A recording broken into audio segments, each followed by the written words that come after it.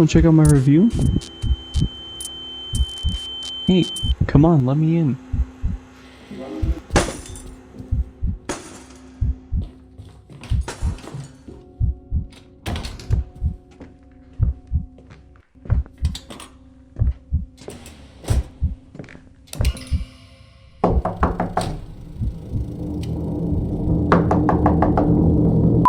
Have you ever wondered what a horror game is like for someone who actually hallucinates? Well, today I'm going to be taking a look at Layersoffear 2. This psychological horror game shows you the journey of an actor trying to find their character in themselves in the midst of psychosis. Exploring their past of being aboard a ship as a stowaway. For those who don't know, psychosis is a symptom of schizophrenia, bipolar disorder, and other mental illnesses where you can't tell what's real anymore, and it's accompanied with more frequent and lasting hallucinations. It's something that I've suffered from before in the past, and I wanted to take a look at this game and see how well it's portrayed and if it can scare someone like me who's seen it all. The first act in this game was extremely dull regarding the scares, but I was having fun. I mean, look at my happy little expression. But seriously, is a falling vase or a suddenly closed door supposed to scare me? I was more concerned about these expensive urns breaking than feeling any sort of impending doom. And a whole bunch of loud noises and weird camera zooms aren't going to scare me.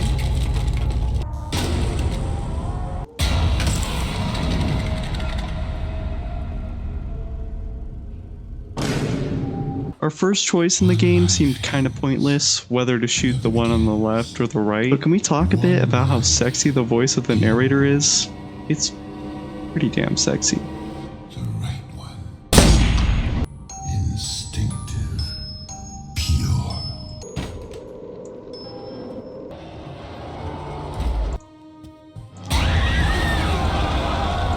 Well, Monster was kind of underwhelming, but I did enjoy this little chase sequence where you have to use the kinda janky door closing to run away. It's kinda hard to control, which makes it scarier, honestly. When we get to Act 2, The Hunt, it was definitely getting a lot better. I had my first scare when I actually got caught by the monster. Oh my god! The only problem was that the kill animation was definitely lacking. Honestly, seriously lacking. And is the fruit supposed to be scary? I did like that it took some elements from actual Psychosis, such as the wobbly walls, the color changes, and the strange out-of-reality experience. It got a couple things wrong, but it was a good effort as a portrayal. I thought this little camera puzzle, where you got to build a door from picture frames, was pretty cool, but the puzzles in this game are relatively easy. I just miss this whole ass kid in the corner. Oh my god. The mannequins in the next section were a bunch of jolly fellas. Lovely weather we're having, huh? The rats with the "not all lives are created equal" made me very upset, honestly. That's just generally a terrible mindset to have. So when the Act 2 decision came to choose whether or not to take from the dog, I went with the option to not, because I thought it was representative of whether to choose your life over another's, and I don't think like that. Don't get me wrong, if I was starving, I would straight up eat a dog if there was no other option, but the whole scene of trust your instinct and instinct over reason left a bad taste in my mouth, so I let the dog have it. I absolutely love the design of James. Nothing is creepier than a kid with a British accent in 1900s garb. There's a strong emphasis on food in this game, both the kids being hungry, the notes you can find, and this room that turns from gold into fish. I found it a little weird, but I guess that's supposed to be reminiscent of the dog. Generally, I found the flame puzzle in the next section annoying. All it does is impede your progress without there being an actual real threat. In between the flame areas, we see a lot of depictions of suicide. First we have the hanging. Then we're asked to walk on light, which is probably delusionary suicide, as in thinking light can hold you. We gave this mannequin a toaster bath, and then we had TV death. Maybe it's supposed to be catatonia. And with that, we make it to part 3, Bloody Roots. I absolutely loved the weird geometry this house had, and it was off to our first task, which is to make depression stew. After putting the poisoned mind, hollowed heart, and torn arm into the stew, we awoke the beast. Look at it bubble. Look at it shake. The beast. Next puzzle was this weird mouth thing, which is supposed to be representative of hallucinatory voices, blaming James for his father's behavior, and then we get to hear James's darker thoughts of wishing he wasn't there, and we go off to the basement where I got scared for the first time. No. No, don't leave me trapped down here. Going up the chest with heads. I like it. Or it can be a companion. It is whatever you make it. Oh my god. This is actually fucking scary. Sometimes it's better to hide, to let the dark in. The cheap jump scares in this game still don't get me. We make the Act 3 decision of whether to shoot Lily, our sister, or shoot the Muppets in a make-believe scene. I decided to follow the narrator because Lily insulted me for being weak, and honestly there's nothing with just being a scared little boy, as she said. You'll always be just a scared little boy. We see another scene where we go to the moon and see the famous A Trip to the Moon scene, as films were very important to their kids and their cinematographer father, while Lily monologues about James's personality as a quiet and shy kid. Next, it's a maze with the flames from before being shot from a one-eyed skeleton, representative of our abusive father. We leave him to die of something. I'm not sure what happens, but that's how we go to the ship later on in the game. And then it's off to Act 4, Breathe. This is where the game really starts to show off Psychosis, so much so I was getting a little psychotic myself, honestly. There's a lot of red, which is very common in Psychosis. Everything becomes saturated and bright, really overstimulating. The scene with the doors is also really good. It has serious PT vibes, and also during Psychosis it's easy to get lost and walk back and forth between places and have some instances of blackouts or memory loss that might make it feel something like this.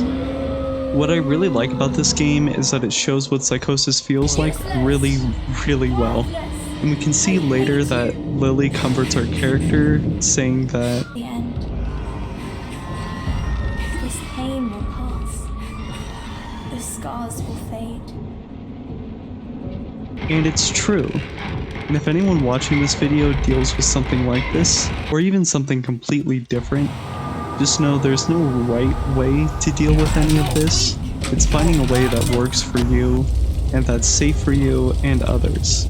And just know that no matter what you're dealing with, no matter how bad it seems, there's a light at the end, and eventually you will heal. However, despite Lily comforting our character, she turns against us later. After the scene where she stabs a ship passenger so we won't be kicked off the ship, she begins calling us weak and worthless before leaving us. Act 4 decision was whether to fight the tide and go to the fire, or let it push us to safety. I decided to push through just because I wasn't trusting of the narrator at this point. He seems to want to push me towards depression and wants me to follow some kind of agenda he has for my character. We made a new friend and see several dead mannequins, each representing different sins, such as gluttony,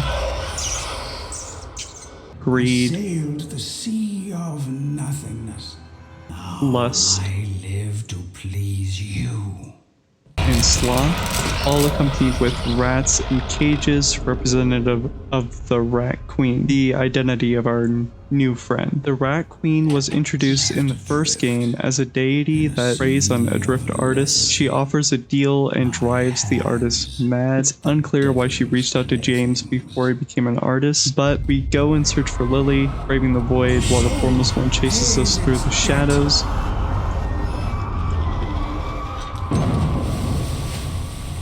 Oh, I see.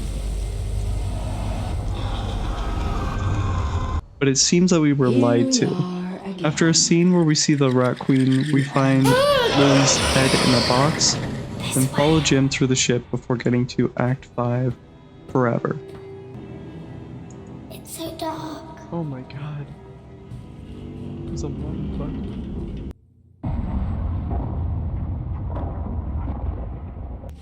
So, in Act 5, the ship has been completely submerged. Once again, we see that Lily is being rude to Jimmy, and we see her crawling into some kind of furnace.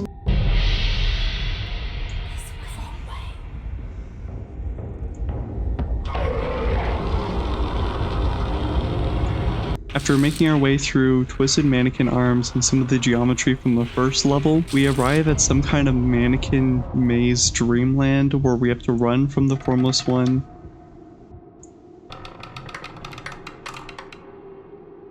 Get out of the way.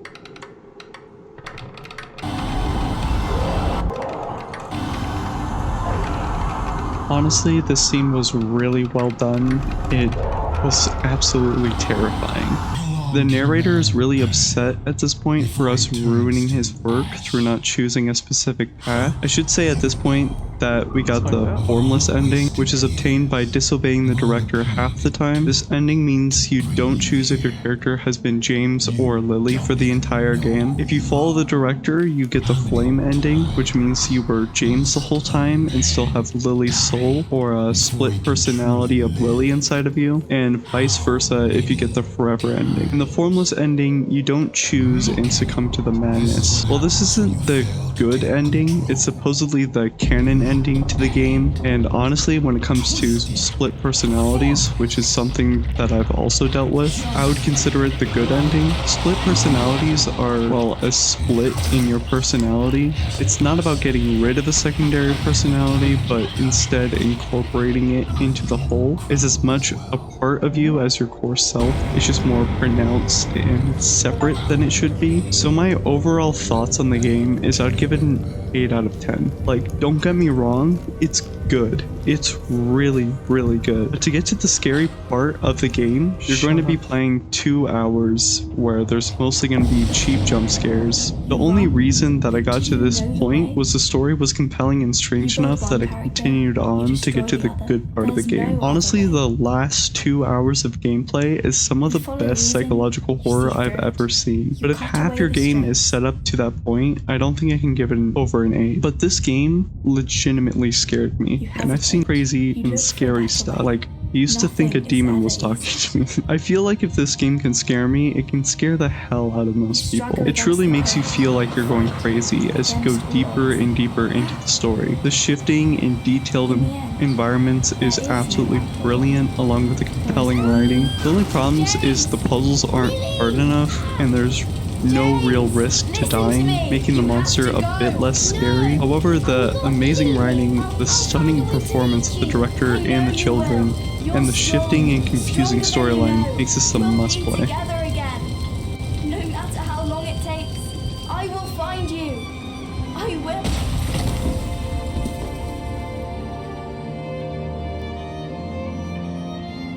And so, here we are again.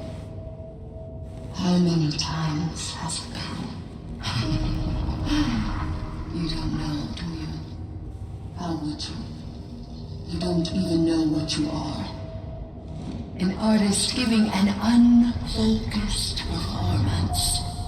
A creature trapped in a prison of its own making.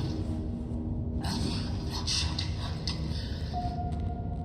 I know what you came for. What you think you want. Flame, flame, burn away. Come again some other day. You can't have it. Because you are not ready. Because you have not earned it. When you do,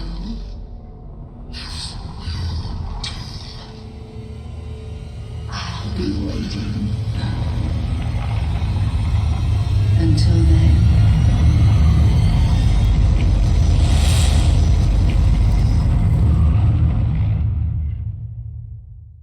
Action. Oh, you're still here? Why don't you check out my full playthrough of the game? Right here. Or maybe just leave a comment down in the comment section below telling me what game to review next. And maybe drop a subscribe and a like while you're at it.